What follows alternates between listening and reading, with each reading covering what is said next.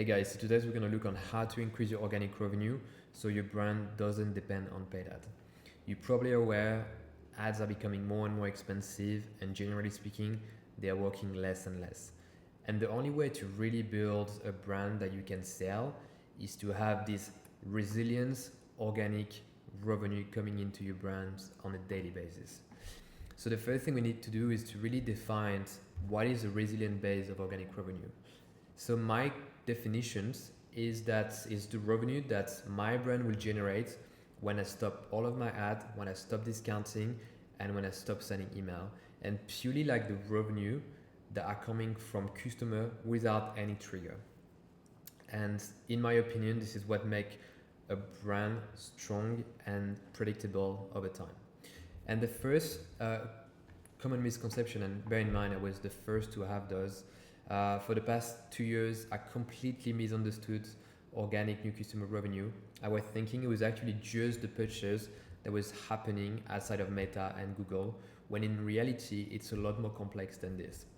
I was thinking that organic revenue is not something that we can control as a brand, and I was optimizing all of my ads for ROAS. And what's ended up happening is that, okay, if you imagine this as, let's say, the UK market, I'm selling skincare, for example, I was constantly optimizing for the bottom of funnel, trying to chase a very high ROAS, which, if you think about it, it actually makes sense, right? But in the practicality, I was only basically overspending on bottom of funnel for all customers that needed skincare today.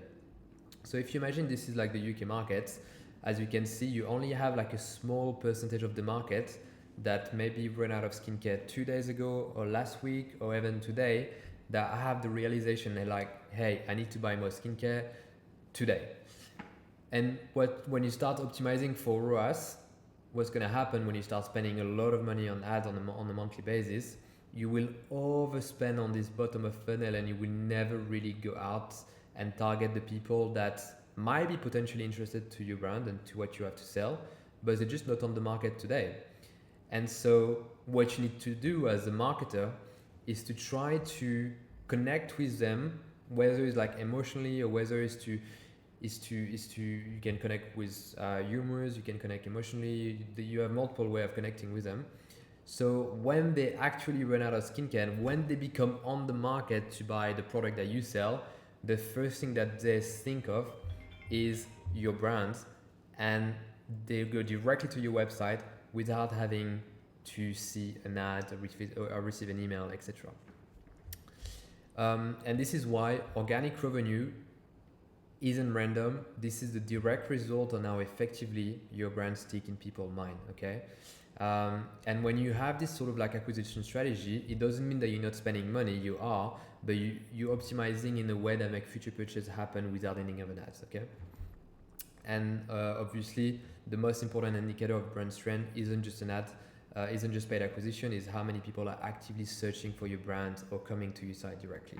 Okay, and like your goal as a marketer is to build a resilient base of organic revenue that will be very similar as a subscription brand or as a SaaS.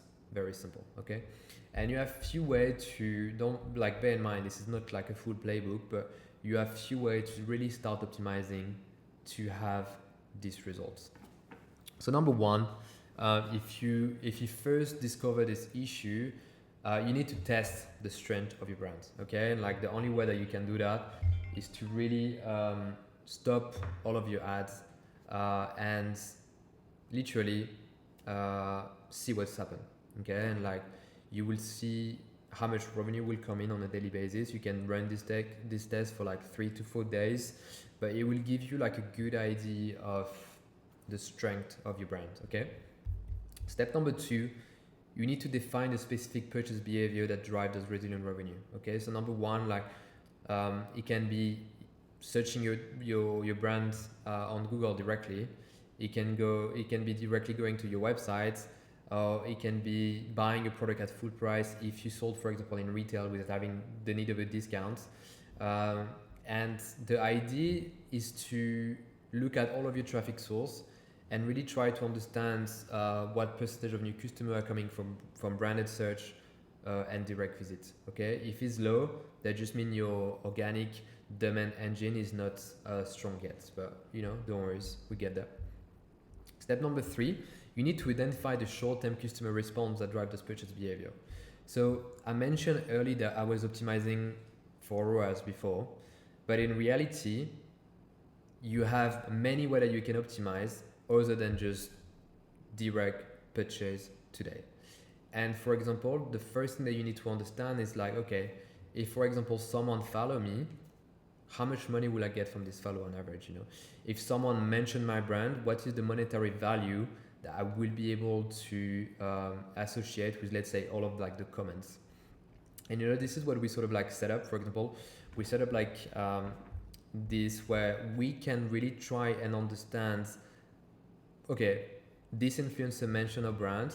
We had a lot of like, comment, like, etc. 800 comment on this post.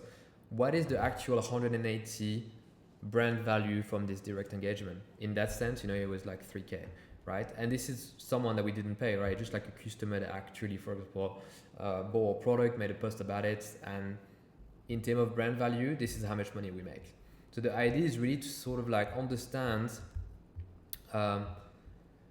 all of like the direct response that isn't purchased that will drive some revenue with a different payback period than your regular one-day click, one-day view optimization goal. Okay, so you need to review all the past high-performing campaign and really try to understand, okay, which of those ads maybe had a terrible ROAS, but in reality, this ad was like delivering a lot of comments and it was something that was working very well from a brand perspective.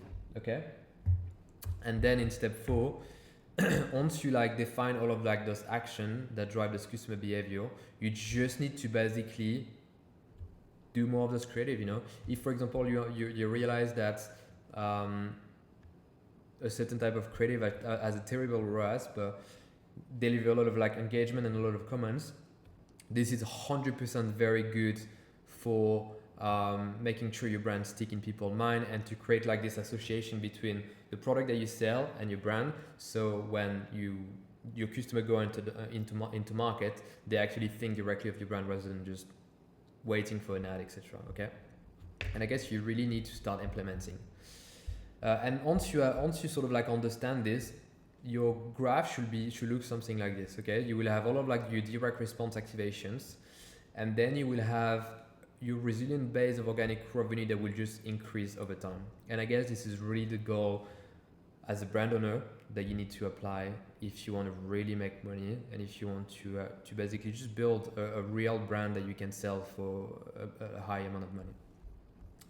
I hope it was cool. If you want me to expand a bit more into the implementation on like how to assign a monetary value on comments, etc., like just let me know in the comments and I'll be happy to do a sort of like video number 2 in order to go through in more detail.